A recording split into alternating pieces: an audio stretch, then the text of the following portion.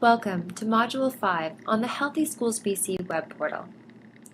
Since there's a lot of information to cover on the portal, we thought we'd break up this module into 4 different parts, each covering a different section of the portal. But before we get into Part 1, we wanted to provide a bit of background and context for the portal and how it all got started. So what exactly is the Healthy Schools BC web portal? Well, the portal is a one-stop access point for all Healthy Schools information in BC. It was originally launched back in September of 2011 and was developed in partnership with HSBC, the Ministry of Education, and the Ministry of Health, with input from teachers, health authorities, and administrators. So before we move on with more of an overview of the portal, we wanted to take a step back and get into the why. So why was the portal developed? Well, it actually evolved from feedback that we were consistently receiving from both the health and education sector, that there was a lot of confusion around healthy schools. They didn't know where to go to look for information on healthy schools or to learn about programs and resources that were available. They also mentioned that it was kind of confusing having so many resources coming from government.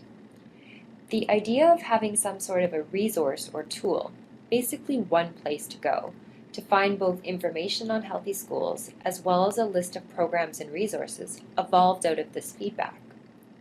To address their second concern about how different programs and resources can actually be complementary in a healthy schools approach, we thought the portal could also serve to meet this need and help educate users about comprehensive school health and how to move through a healthy schools process.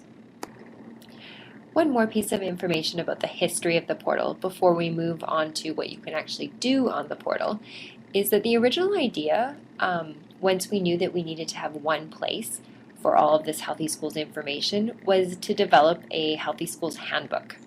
And this idea of the handbook quickly evolved into what you now see today as this online web-based portal.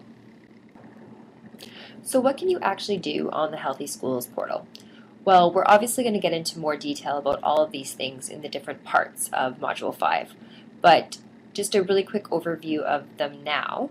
You can search for programs and resources, you can create program and resource pages, you can network with other members, learn about comprehensive school health, move through a Healthy Schools process, as well as learn about what other schools are doing to create healthier schools.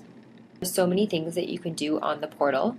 What we've created is a Healthy Schools portal how-to video, and this sits on the home page of the portal, and it just kind of provides a really high-level overview of some of the main features and how to use those features on the portal.